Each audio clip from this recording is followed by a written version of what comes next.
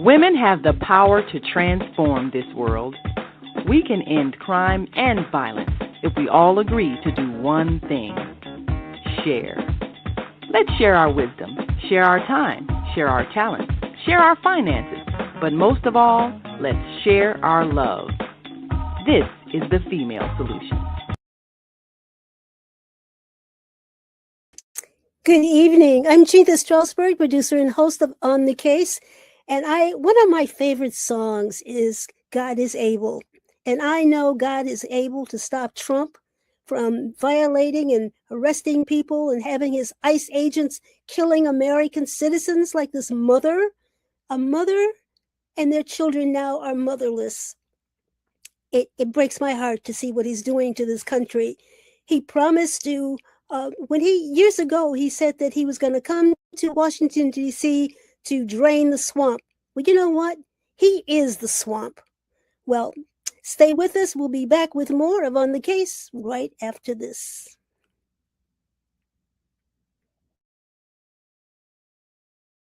We are global transformers, changing the world from the way it is to the way it should be. We are one. Wherever we live on this earth, we are one human family. On behalf of our team of radio hosts, I'd like to extend a greeting to all the members of our family, whenever and wherever you may be listening around the world. To our family in China, Ni Hao. In India, Namaste. In Japan, Konnichiwa. In Korea, Annyeonghaseyo. In Russia, Здравствуйте. In Germany, Guten Tag. In Poland, Dzień dobry. In France, Bonjour. In Spain, Hola. In Italy, Ciao. In Egypt, Ahlan wa sahlan. In Ghana, Akwaba. In Nigeria, Peleo. In South Africa, Sawubona. In Senegal, Nangadef. In Kenya, Jambo. In Israel, Shalom. In Pakistan, Afghanistan, Palestine, and Saudi Arabia, Assalamu alaikum. Greetings, and may peace be upon you all. Join us live on the on-air radio network called 727-731-5192. We want to talk to you.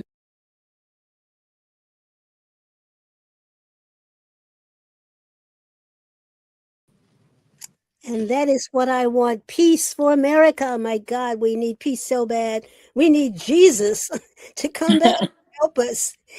Well, I have a special guest. Her name is attorney Barbara Arnwine, and she is founder and president of Transformative Justice Coalition. She's a dynamite woman, and you better not mess with her.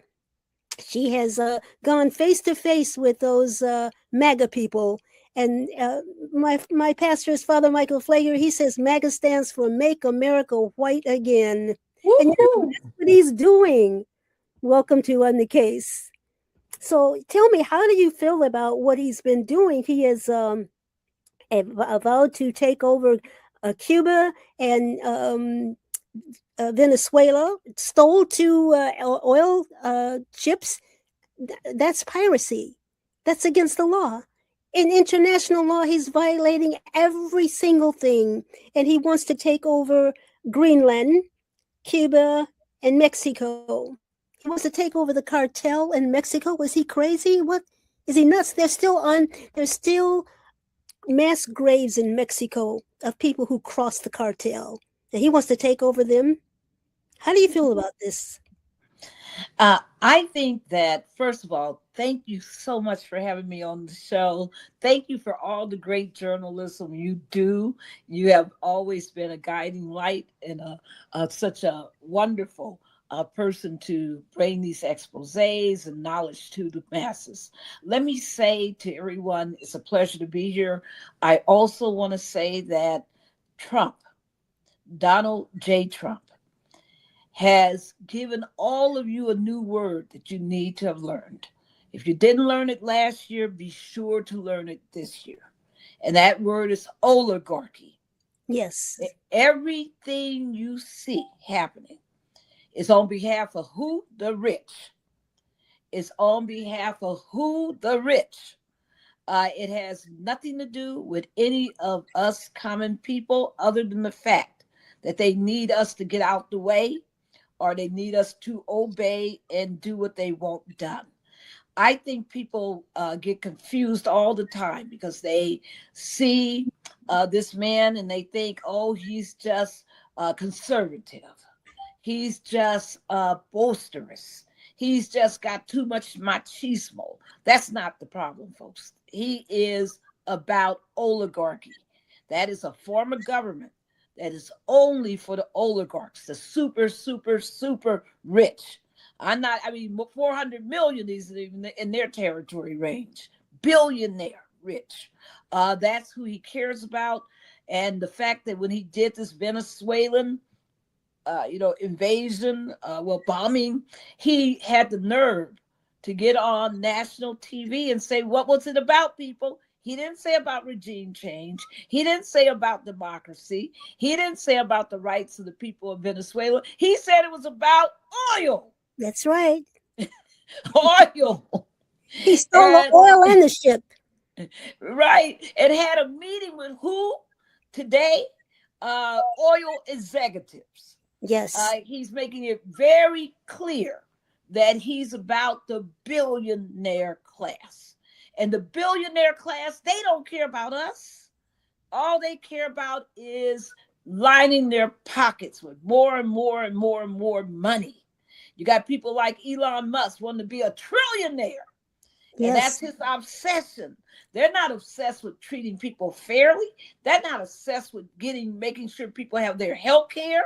They're not obsessed with making sure people are vaccinated. They're not trying to put money in your pockets to make sure you're making a fair wage. They're not concerned with none of that. Yes. All they're concerned about is their pockets, what that balance sheet says in their investment portfolio, what that balance sheet says about their holdings, their property holdings. That's all they care about. And the other thing I want everyone to look at and learn from this Venezuelan invasion bombing, that and all of this talk about Mexico, Cuba, Nigeria, Ukraine, everything that's going on about taking over Greenland. Folks, do you understand what they all have in common? It's called rare earth minerals, right? Yes, yes. But see, he goes to these places where there are brown people, but only those with precious minerals, like you say, and oil and things like that. So it's not about regime change. It's not about control. You're right. It's about money. Lots of money. And that's what Greenland is about, you guys. It's about the Arctic and all of the resources that Greenland controls, right, and all of the rare minerals in that Greenland has access to. And remember, Greenland's a predominantly white nation. But did you notice the difference in his approach? He's not talking about invasion. What's he talking about now about Greenland? Everybody picked it up. He's about bribing them with money. And giving people money if they will vote for the United States to take over their nation. They don't want him, though. They told him to get out. Minneapolis, they told him where they killed that woman, and she was not. I don't understand Noam saying that she tried to run him down. We have the video, and they still lie. How come they do that? And even the officer's video that Vance is, that's newly out, that Vance is touting, that J.D. Vance, vice president, is touting. When you look at it, it still doesn't make sense. I mean, the man goes to the car. He goes up to the car based on his own video. And she's, telling him she's not mad at him. She's looking just as peaceful.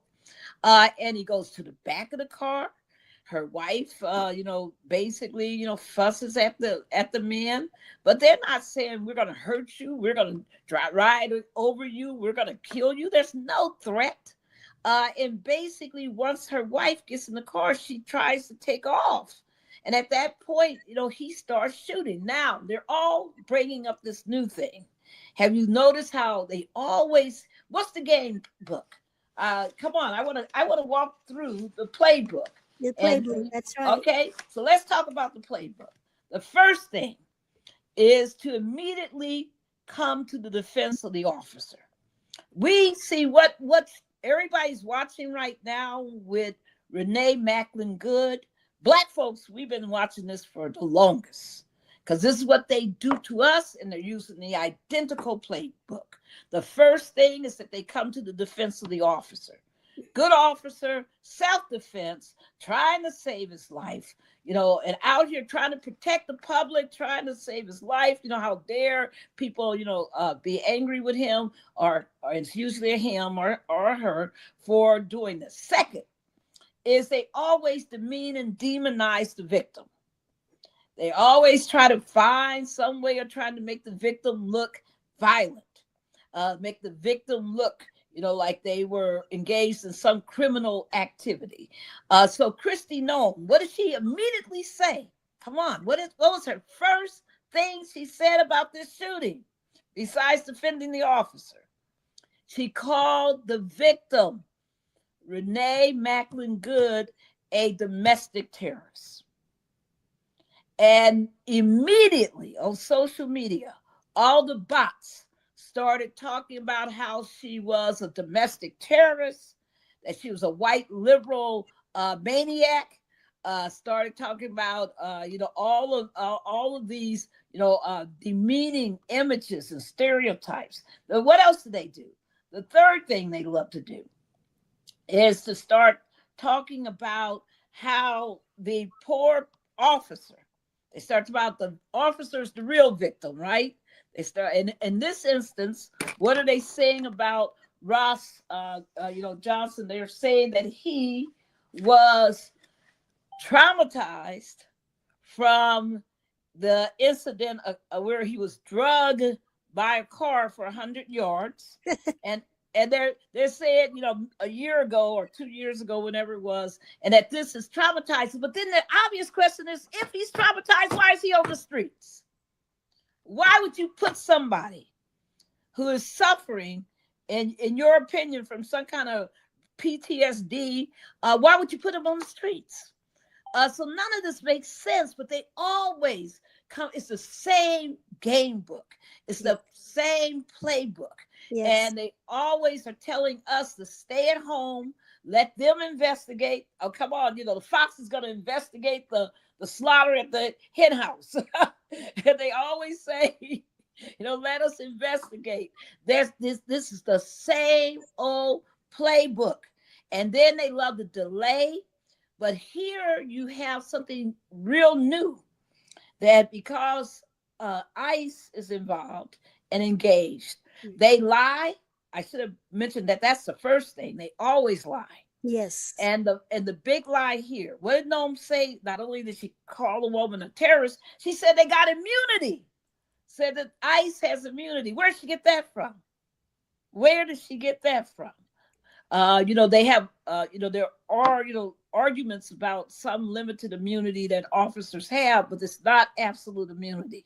And so I don't know where she got that one from, but listen, where did she get the domestic terrorism from when she had no files, no information, didn't know this woman? It was just horrible. So it's so important for us to understand that that this administration lives by lies. If they couldn't lie, they wouldn't be able to talk. They live by lies. They do. They do. Everything out of their mouths are lies. Mm-hmm. And they're vicious, evil, wicked lies. They love to divide and conquer. They love to play up racial, stereotypes. And now what are they doing? They're playing up gender stereotypes. The hysterical woman, the out of her mind, woman, and you can believe me, the anti-gay stereotypes are out there too. So folks, we need to understand that this government should be ours, not theirs. And it's imperative for us to make it clear that there is a line that the government should never cross. And shooting U.S. citizens and shooting anybody unlawfully, without cause, without probable cause, making your little, your ego, that you're so upset that somebody would dare flee you, that's not under any law. And I want to clarify this because social media has got it wrong. They've been telling people, well, if you're fleeing, you could be shot and killed. That's not true. Mm-hmm. Not true. Thank you, Brian. We agree with you. They should have been fired and locked up. We agree with you. Number one, thank you. And, but one thing I was going to say is that what's very unusual in this case, and this is a new part of the playbook, is that they're saying in this one that the FBI is going to do the investigation by itself. Well, that's a joke. I mean, come on, everybody listening. Have you ever heard of any investigation where the state prosecutors, where the local, investigative agencies, criminal investigative agencies are not involved? Have you ever heard of such a thing where only the FBI? They usually depend upon the state prosecutors. They usually depend upon the local police to help them, the local investigative groups to help them to fully investigate a case. But here, only the FBI, they're saying that they're not going to coordinate with any other law enforcement agency. What's that about? It's about a collusion. It's about sweeping it under the rug. We have to take a break. We'll be back with more with attorney Barbara Arnwine right after this. Welcome to Master Force with Mushim Suit. Join us each week on Thursdays at 7 a.m. Central, live on Facebook and YouTube on the Female Solution page, as we dive into powerful topics designed to assist you in mastering your life force. Our conversations feature a diverse lineup of experts, all dedicated to your growth. Tune in weekly to discover new ways to elevate your spirit and raise your vibration. And remember, we are ascending. What's up, guys? It's Osada, the host of the Gathering of the Griots podcast, part of the Female Solution. Want you to join us every Tuesday morning from 7 a.m. to 8 a.m. And guess what we do?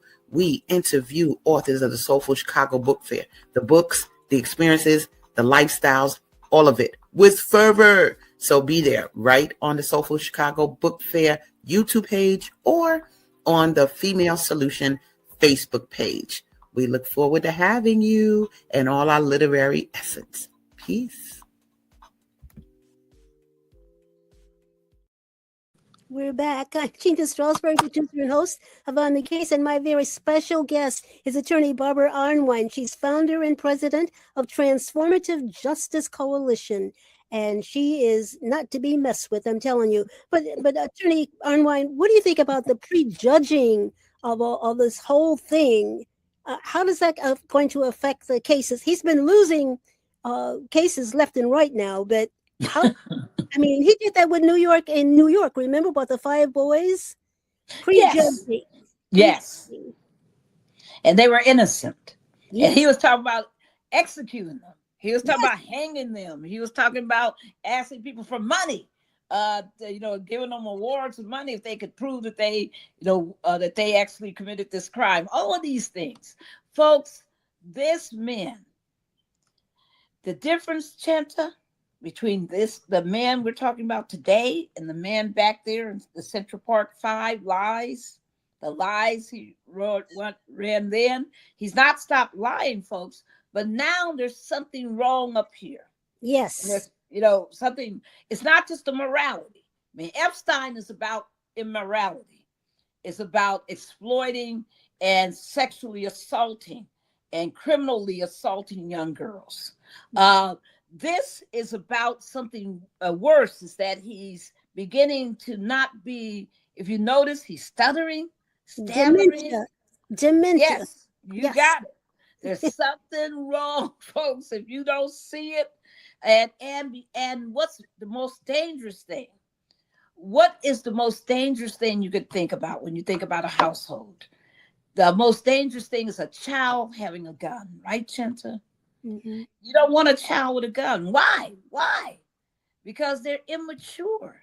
They don't have the knowledge, the dexterity. They're going to hurt somebody, and they're going to exercise bad judgment. They're going to fantasize. So you don't ever want a child, a real child near a gun. And yet here we got a president who is acting like a child. Yes. Number one thing on his mind isn't, preventing people from having to pay all these high premiums. Number one thing on his mind isn't preventing people from starving because SNAP is being cut. In fact, he wants to cut more, he wants to make sure that every, quote, blue state can't get any child care money, all the rest of this nonsense. But what we got to understand is that he is totally obsessed with himself, with making money, and with revenge. They have gone after Letitia James 3 times now, unsuccessfully. Well, one of our viewers, Arlene Crawford, said America is becoming a fastest country. She says that man must be impeached. Do you think that he will be impeached this time? Oh, you heard what he said, everybody. Thank you, Arlene. That is so perceptive, because be clear that this, if people didn't read it, a few days ago, he was at a retreat of Republicans. Republican GOP or, actual legislative types. And he had the nerve to say that it would be a horrible thing if the 2026 midterms ended up with a new Congress that was controlled by Democrats in essence, because he would be impeached again. Now that would be an incentive for us to come out and vote against him. Hey, come on, people. That's the commercial. You're right. That's a get out to vote commercial for us. Yes, people, please. Vote for your interests. I mean, he's got a Supreme Court that's about to come out sometime in the next several weeks, or earlier, with a horrible case called Louisiana versus Calais that is designed to hurt Black political power. They want to make it such that a whole lot of African American, and let me be clear, Latino, it's not just Black, it's Black and brown and Native American and Asian. They don't want anybody to have power but white men. And you have to understand that he is actually, supporting his Justice Department, is supporting a position before the Supreme Court that is arguing that the Voting Rights Act of 1965, which gave us the right to be free of racial discrimination in voting on the account of our race, that they're arguing, his Justice Department is arguing that act should be curtailed or eliminated. The state of Louisiana and others actually argued that the Voting Rights Act itself, it's been around for 60 plus years, it'll be 61 years in August, that the Voting Rights Act itself is unconstitutional. That's what they're arguing. That for our right to be free of racial discrimination in voting and redistricting is somehow unconstitutional. Well, they're back to Dred Scott, these people. Right. But that's part of their Project 2025. Yes. They want to turn the civil rights clock back, and they are afraid of the browning and the blackening of America. And that's why also he's trying to take over these countries so America can be white again. But it was never white again. But Chinta, therein lies the contradiction with Renee Good. Because Renee Good was a white woman. And the great replacement theory says that, the great white replacement theory says that the most important asset in that battle to prevent white replacement is women. White women who could have babies. And remember when they killed Heather Heyer in Charlottesville, the bots got all over internet and all over the dark web saying good, because even though she was a white woman, she had never had any children, and therefore she wasn't helping to fight the great white replacement.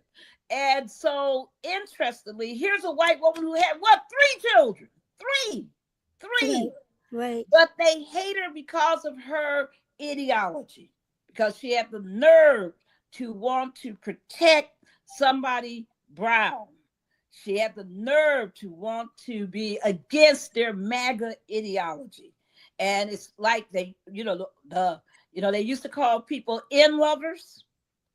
And then they would call white people who, were pro civil rights, they would call them in lovers, and they would call them race traitors.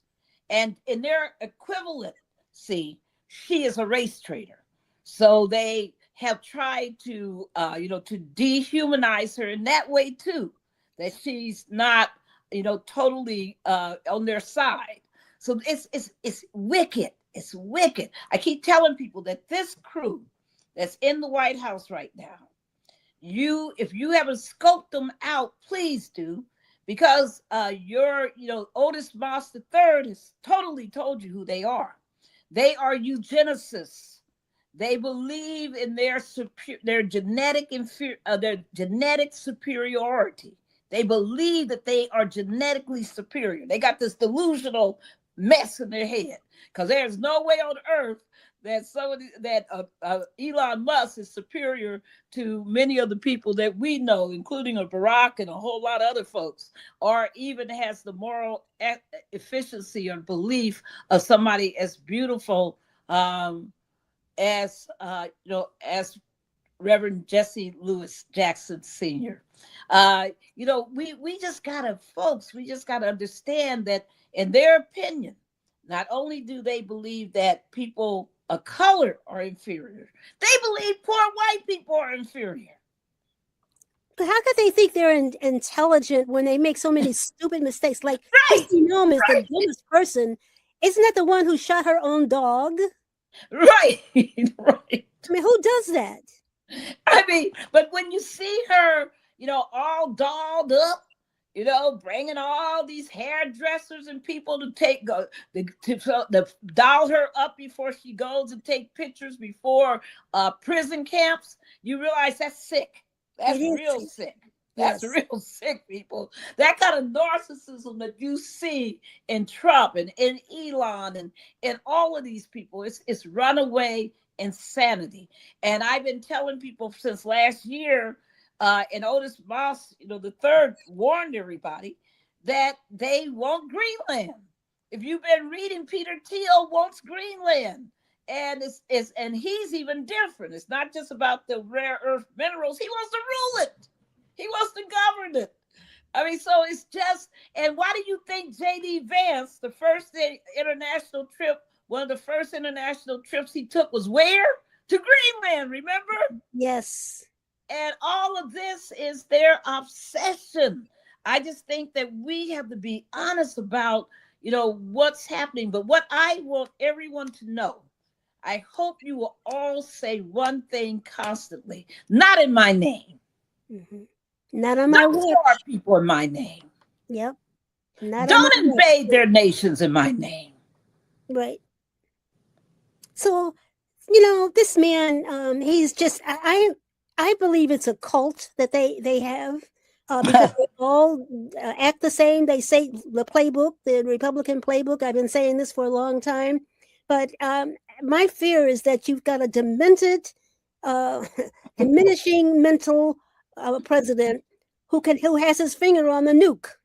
That's scary. That is very scary. And like I said, the 5-year-old mentality, right? He's got a 8-year-old mentality running around with all this power. It's dangerous. And they think they're playing toy soldiers. Yes. They think they're playing toy soldiers or video games. Yes. When they, blowing up those little ships in the Caribbean, talking about, they're bringing in all these drugs. Come on, folks. If he cared about drugs, who did he just pardon? The former president of Honduras, who was a drug dealer. 400 tons of cocaine. Thank you. Please.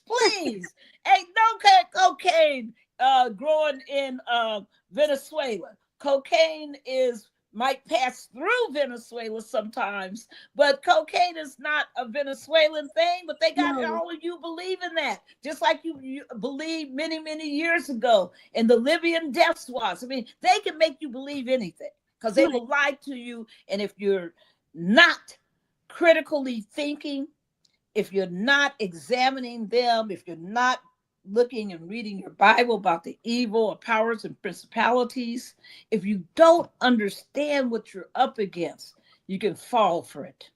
Absolutely. And you know, he did not mention about taking on China. That's where a lot of drugs come from. Oh, listen, everybody, I mean, when he bombed Nigeria, about a month ago, when he bombed Nigeria, he said that it was because they were, quote, persecuting Christians. Do you know where it's illegal to carry a Bible, to import a Bible into their country? What about Saudi Arabia? What about the criminal prosecution of Christians in China? What about the criminal prosecution of Christians in India? I mean, come on, folks. Don't fall for nonsense. If he really cared, he would be on a rampage on all of those countries. But he had a whole meeting with Xi of China and didn't raise anything about Christians. Not a word. When that's one of the most persecuting countries. Saudi, he had BSM, BMS, here in the White House. What word did you hear about Christians? But he doesn't care about Christians, right? Because he has said publicly he is not a Christian, but he depends on the what's the name of those ministers? That's the prosperity ministers. Evangelicals. He depends on those evangelicals, and they believe that God sent him to them. Can you believe that? Oh yes. I mean, this nation is always obsessed, generation to generation, with the great white hope, and these Christian, white Christian nationalists, ought to be. They are ashamed. But you understand that this is continuing tradition because you got to go back to the slave Bible.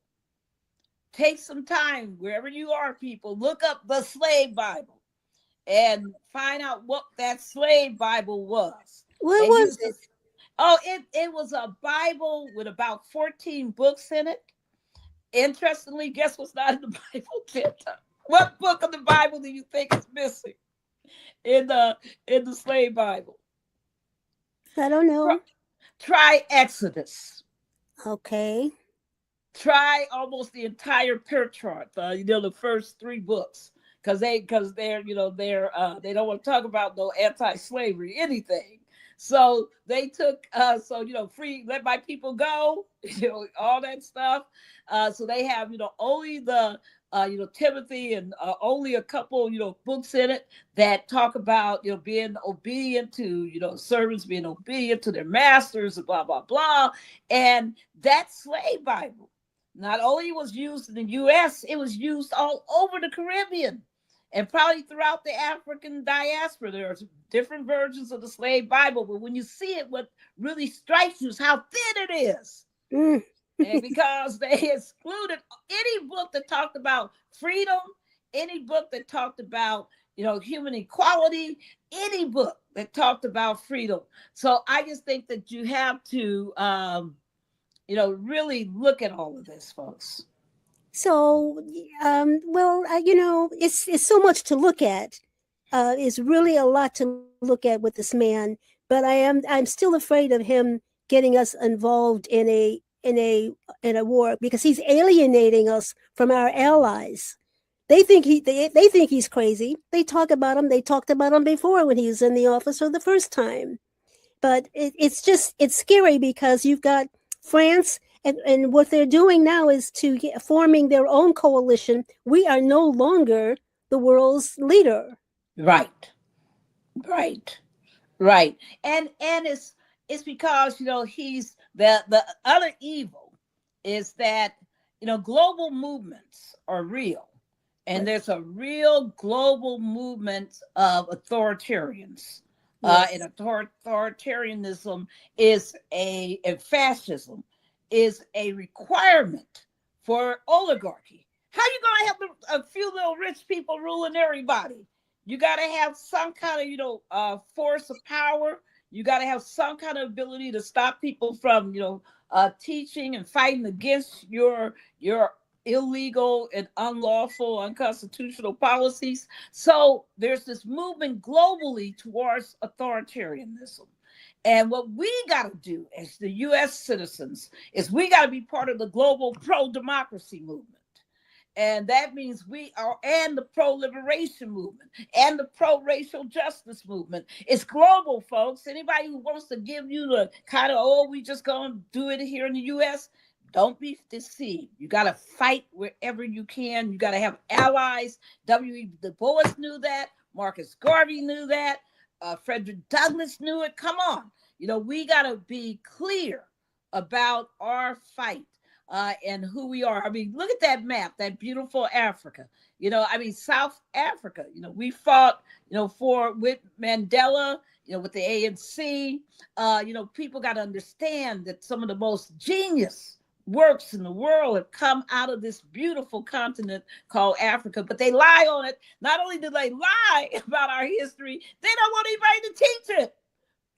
They're running around banning books, banning our Black history books. They don't want to not talk about African history. They don't want to talk about African American history.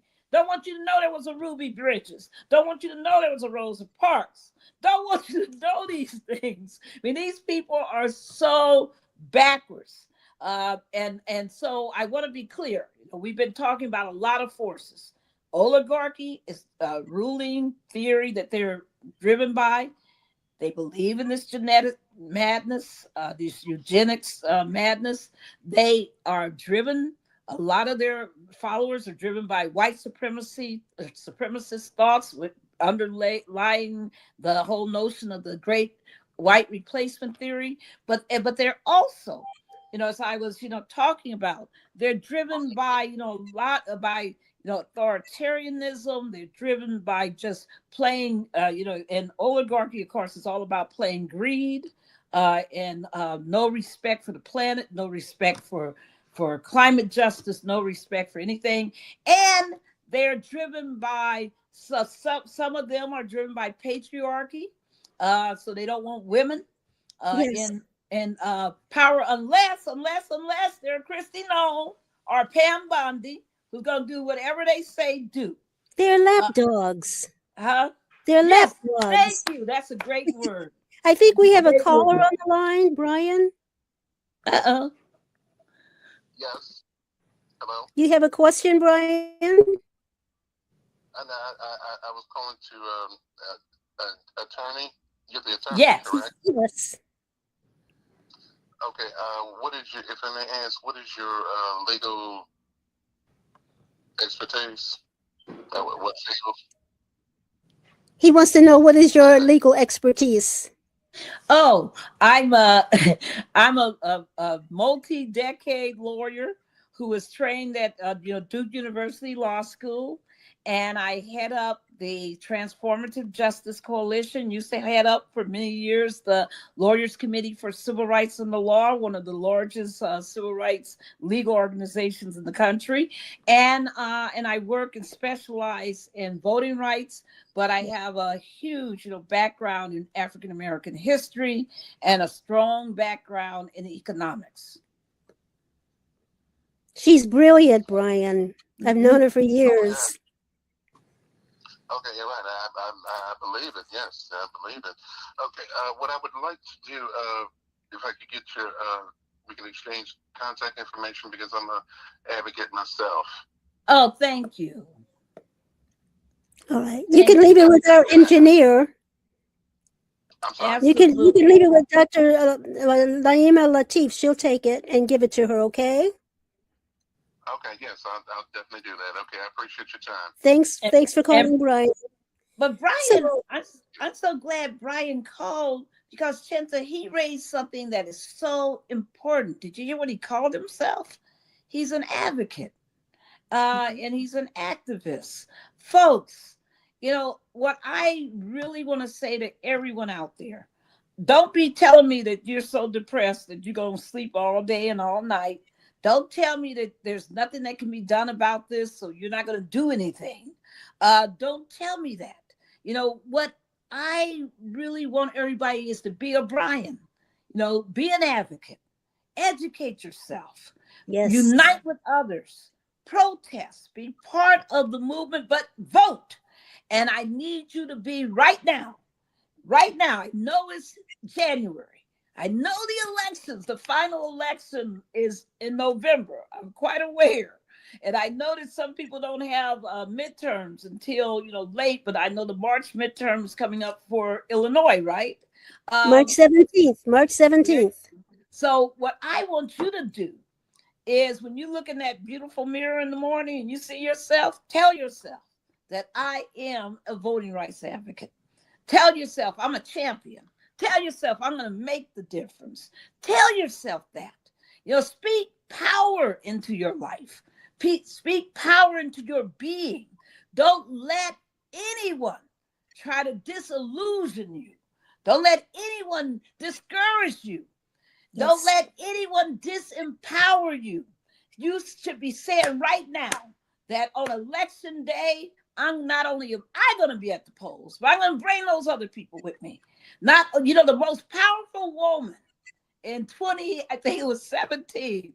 And I've always loved this story so much. When Doug Jones was running for Senate in Alabama, there was this sister who was an elderly Black woman who didn't have a lot of money, but she had two things.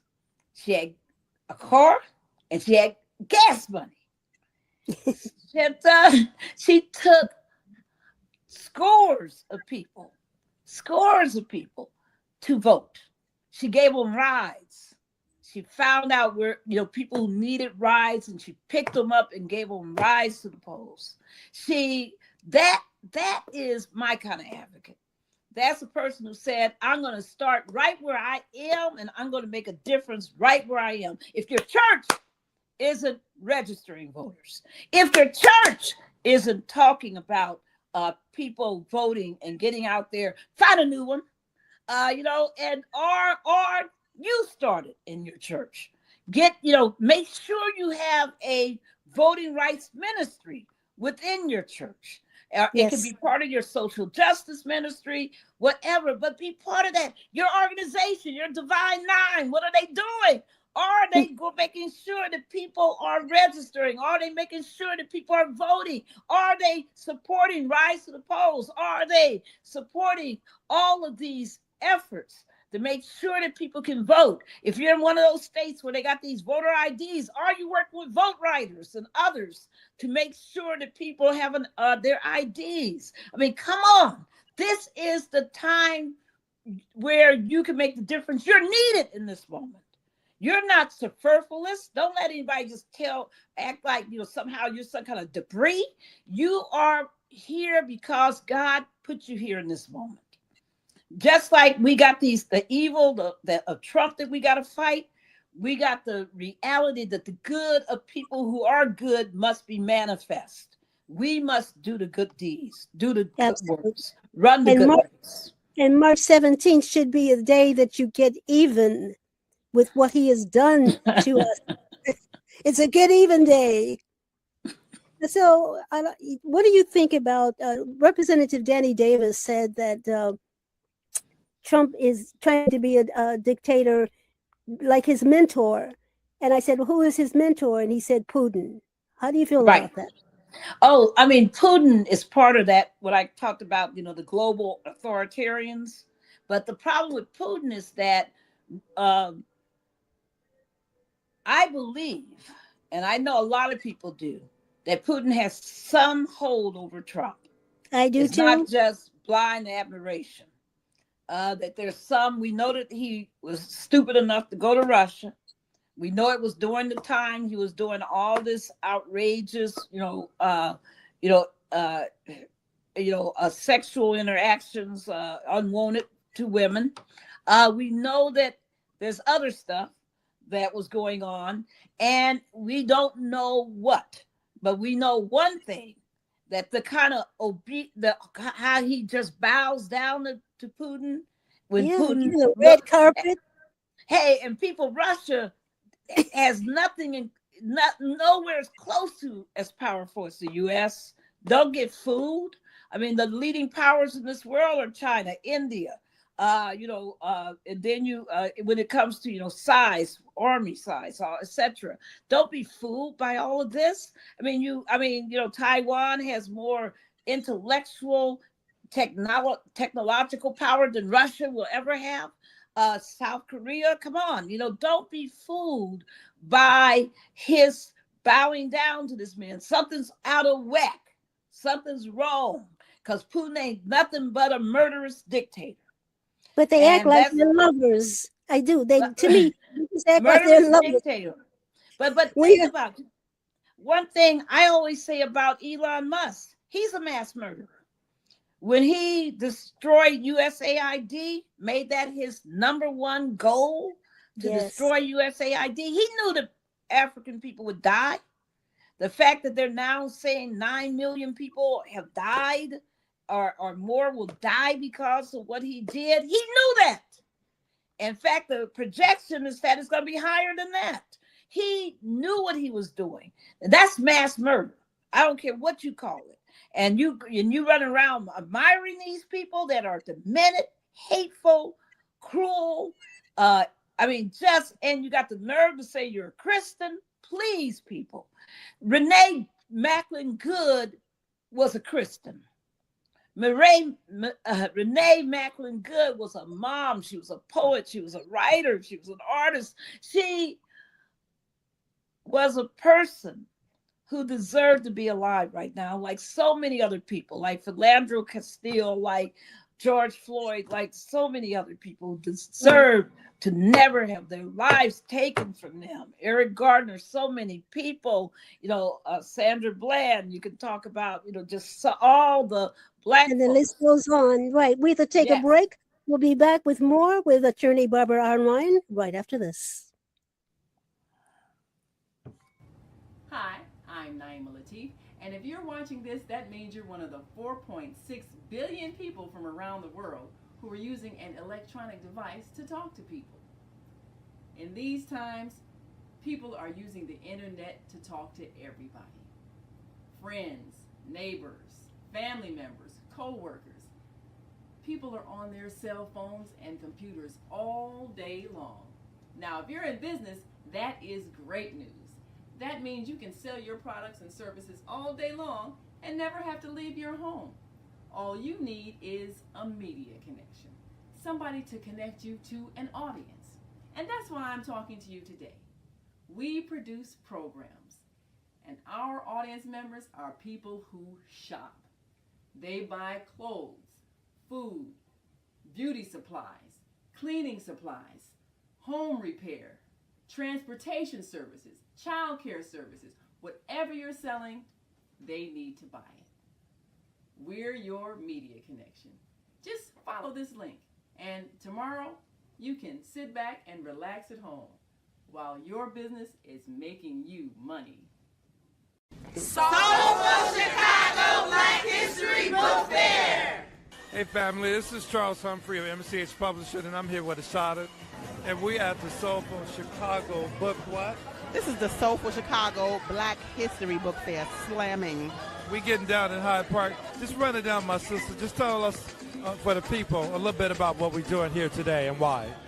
This is the Soulful Chicago Black History Book Fair, and this month is very important. I feel like we don't give it the type of recognition that it needs, but beyond that, I do all things literary, and we have so many ancestors that have taken a tradition of writing and done great things. Well, we have those of us that are carrying on that tradition, and nobody knows about them until now. So the Soulful Chicago Black History Book Fair is allowing us to tell our stories according to ourselves for our own benefit. And it's just beautiful. I mean, she could have been here today if you wasn't here, but if you were, it's been amazing. People came in consistently, children, and we have children's authors, we have nonfiction authors, we have fiction authors. This is really good. And it's about taking our own power in our own hands and doing what we do on the literary tip, though. Right. I got to work, but I can't help it. Everything going to school. And I just bring my Africans in like this. Bring in the Africans.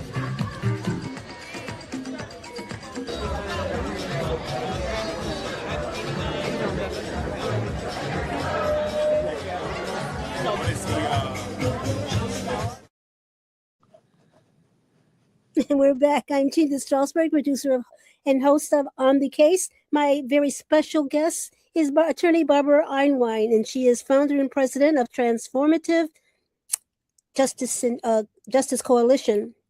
And attorney Arnwine, what do you think about some of the blacks who, like the last election, voted for Trump? What can we tell them? Well, you can't stop everyone. I mean, Dr. King, not everybody marched with Dr. King. Don't get it confused. People talking about, oh, they marched, they were there. Come on. There's so many people who stayed at home. I always remind people, the letter from the Birmingham jail was written not to criticize the Congress.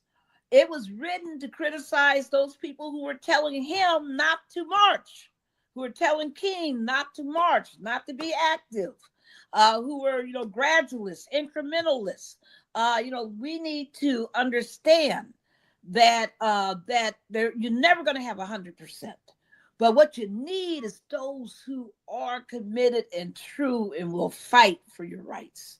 What Harriet Tubman? Oh my goodness! Look, my sister. Look at just think about our history, about the amazing people, the Ella Bakers, the just the Malcolm X and stuff, Fred Hamptons, all the amazing people who have fought. And I just want us to understand that you don't sit around. I don't worry about them. I worry about the people who sit on their couch and say, oh, I don't think I can vote, who the people who give up. We gotta re-energize some folks. 19 million people who have registered, and I'm just talking facts, not because I live in a nonpartisan universe. I don't like Trump, that's clear. But that's not because I just hate all Republicans or something like that. I look at people's positions and their policies and their practices, and that's what drives what I do and should drive what you do. So I want you to think, very, very strongly about those people who did not vote, the 19 million registered Democrats who sat home on election day 2024. Some of them because they didn't want to vote for a woman. Oh my God, help me. And some of them because they just didn't think Trump would be, quote, this bad. Some of them because they thought, oh, the Dems are just as bad as the Republicans. And that's all they thought about. They didn't think about whose policies or what policies. They didn't think. And what I want is I want you to find all them people and say, I don't care. This year, I need you to vote. I don't care, make up for it. Make up for it. Make up for not voting in 2024. Because when you're seeing your friends hurting because they lost a job, 300,000 Black women, some people say it's as much as 600,000, have lost their jobs. Mm-hmm. And who do you think got those jobs? White men. I'm just telling the truth. Because, and that should not be that, this anti-DEI movement is hurting all of us. How many of you have had more people need to borrow money, more people needing to come and eat with you, more people homeless, having to move around because they have nowhere to stay? This is a consequence of these policies. And if you sat on your couch, if you didn't vote in 2024, then you need to take some responsibility for what we're suffering right now. Absolutely. And don't be fooled in the future. Don't be told that you're going to get some big check, from the government, that's why you should vote this or that way. Don't be told that everything is the same and you can't make a change, and that no matter what you do, nothing's going to be different. Don't believe that. Because if you lived in a city like Baltimore, where we're seeing, such a big drop in the crime rate, where you're seeing opportunities coming up, where you got a Wes Moore who's working, to make sure that there's more, provisions. When you have a good elected official, that's when you realize what power can really look like. But you got to vote correctly, you got to educate yourself, and you got to be involved. Absolutely, absolutely. But the reason I brought that up about the blacks voting for Trump is because so many black men told me that they were going to vote for him because that he was an ex-felon and they were an ex-felon. And don't be fooled. It ain't the same thing. He had billionaire lawyers working for him. Did you? Seriously? I mean, and even with all that nonsense, only 12% of black men voted for him. This nonsense that they put out about 21% was a lie. Like I tell you, they love the lie. He increased his margin, I think, from 8% to 12%. Among black men. He doesn't deserve 12%, but that's what he got. And still, black men were the highest voters for Harris of all men. So let's not get confused, people. Let's give our flowers to where they belong. And I love my brothers, but I do know that they have been targeted and that they will be targeted again. Because we saw it in New Jersey. When we went into New Jersey, in early October, people were saying, all these articles were out saying black people aren't going to vote. Black men definitely aren't going to vote. That there's going to be this horrible, non-existent black voter turnout. What did we do? We didn't just sit up there and say, okay. We got on that bus, that John Lewis Good Trouble vote bus. We traveled to 11 counties of the 21 counties in New Jersey. We had 77 activations, meaning 77 events. Get out the vote, turn people out, rise to the polls. We did all of that. And with the American Federation of Teachers and so many other great groups that were there, with the NAACP for New Jersey, with the League of Women Voters, with the New Jersey Center for Social and Racial for Social Justice, with so many great groups, we all got together and we did it together, and it turned out to be what? Record-breaking turnout for Black people. Versus everybody said it was going to be the worst turnout. We control what the narrative is. We should control what the reality is on the street. Let's do it. It can be done. I do it. You can do it. Don't let anybody tell you otherwise.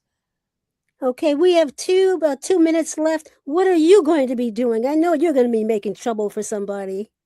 We're going to be active in 29 states. Wow. We're going to be very active in at least 12. We look forward to, having we're going to pull out that John Lewis bus. We're going to roll.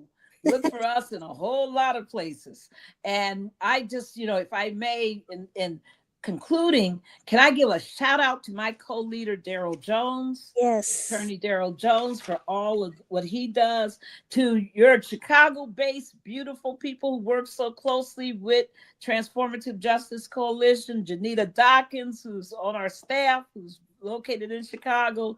May I give much love to my, leaders like Cameron Barnes, Edward Ward, Betty Magnus. We love you, Betty. And a big shout out to Reverend Jesse Lewis Jackson, Senior and Junior, and to my beloved Jonathan Jackson.